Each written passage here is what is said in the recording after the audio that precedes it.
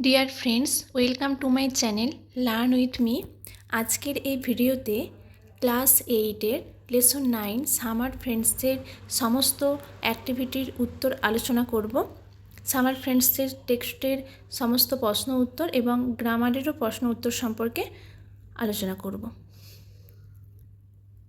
Activity 1-এ বলা হয়েছে tick the correct alternatives, মানে যেই উত্তরটা সঠিক হবে সেখানে টিক দিতে বলছে। The swallow comes to the poet in, swallow কবির কাছে এসেছিলেন কখন? Spring, summer, winter. উত্তর হবে summer. Many young friends follow the behaviour of the sparrow, pigeon, swallow. অনেক বন্ধুরা কার ব্যবহার অনুসরণ করে? উত্তর হবে swallow. The sparrow accompanies the poet in times of snow and frost, rain and thunder, sunshine and warmth. Sparrow কবির কোন সময়ের সঙ্গী হয়েছিল? উত্তর হবে snow and frost. The poet wants a friend who will be like, কবি একজন বন্ধু চায় যে কার মতো হবে? Swallow, sparrow, nightingale. উত্তর হবে স্প্যারো। অ্যাক্টিভিটি 2-তে বলা হয়েছে complete the following sentences with information from the text. Text নিয়ে তথ্য নিয়ে শূন্যস্থানটা পূরণ করো। The swallow chirps for weeks together when the weather, swallow কয়েক সপ্তাহ ধরে কিচিরমিচির করে যখন আবহাওয়াটা কীরকম হয়? উত্তর হবে is fine and worm.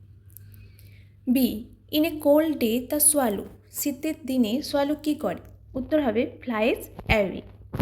C, even when old friends are separated their hearts, এমনকি যখন পুরনো বন্ধুরা আলাদা হয়ে যায় তাদের মন কেমন হয়? উত্তর হবে never became narrow, never become narrow. D, the poet wishes for a bird that will, কবি এমন একটা পাখি চাইছে যে হবে কীরকম? উত্তর হবে sing in frost and love in sorrow. Activity 3, why do you think the swallow leaves the poet during the winter season? তোমার কি মনে হয় শীতকালে সোয়ালো পাখিটি কেন কবিকে ছেড়ে চলে যায়? উত্তর হবে the swallow is a summer bird, it can not endure the biting cold of winter season, so the swallow leaves the poet during the winter season. মানে আমার মনে হয় শীতকালে সোয়ালো পাখিটি কবিকে ছেড়ে চলে যায় কারণ সোয়ালো একটি গ্রীষ্মের পাখি এবং এটি শীতের ঠান্ডা সহ্য করতে পারে না। Activity 4, fill in the following chart with information from the text. নিচে যে ছকটি দেওয়া হয়েছে টেক্সট থেকে তথ্য নিয়ে পূরণ করতে হবে।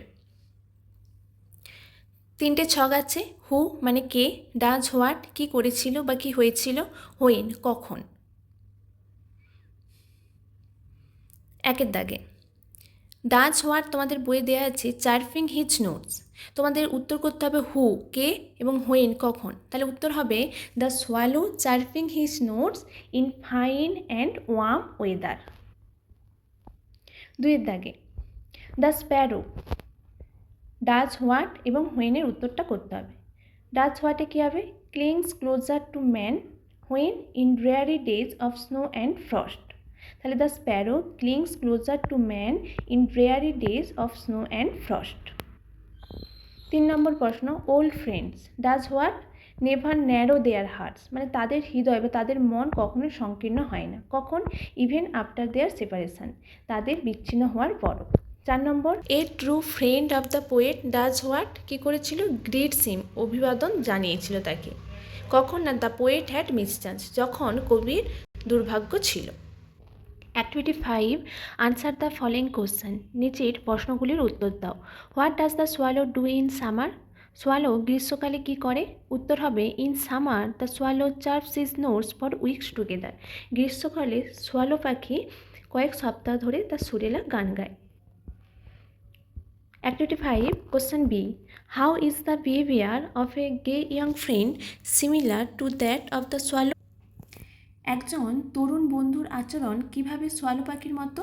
উত্তর হবে as a swallow flies away in winter a gay young friend leaves us in our misfortune, যেমন সোয়ালো পাখি শীতকালে উড়ে চলে যায় তেমনি একজন আনন্দময় তরুণ বন্ধু আমাদের দুর্দশার সময় ছেড়ে চলে যায়।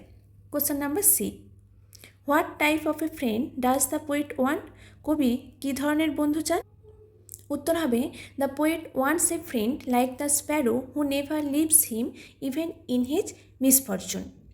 কবি এমন এক বন্ধুকে চান যে স্প্যারো পাখির মতো কখনো তাকে ছেড়ে যায় না, এমনকি তার দুঃসময়েও না। Question number D, home does the poet like the swallow or the Sparrow? Give reasons for your answer. কবি কাকে বেশি পছন্দ করেন, সোয়ালো না স্প্যারোকে? তোমরা উত্তরের কারণ দাও।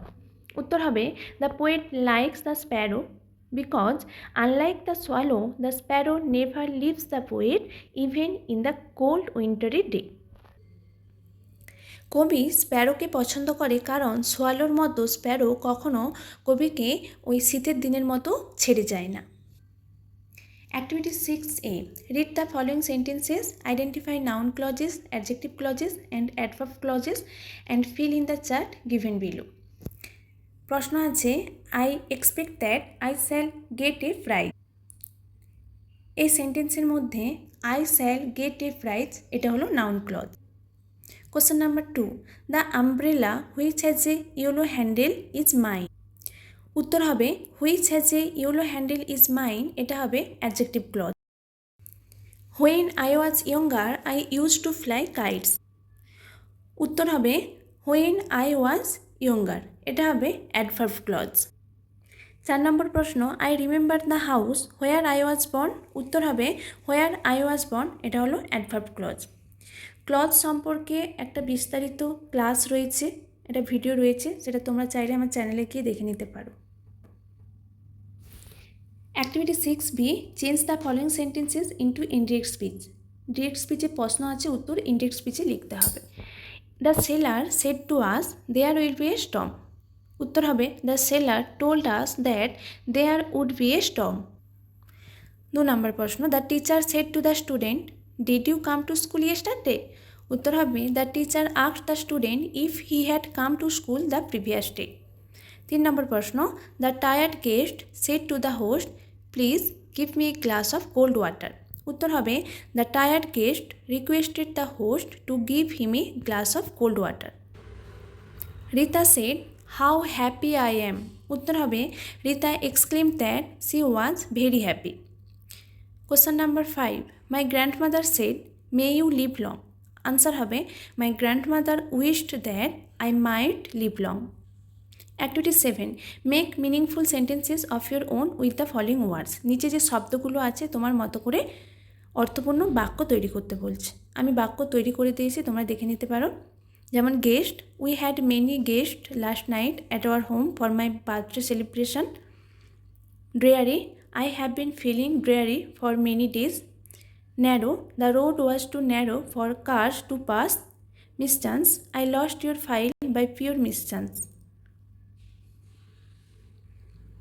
আজকের ক্লাস এখানেই শেষ হলো। কারো কোথাও বুঝতে অসুবিধা থাকলে কমেন্ট করে জানাবে।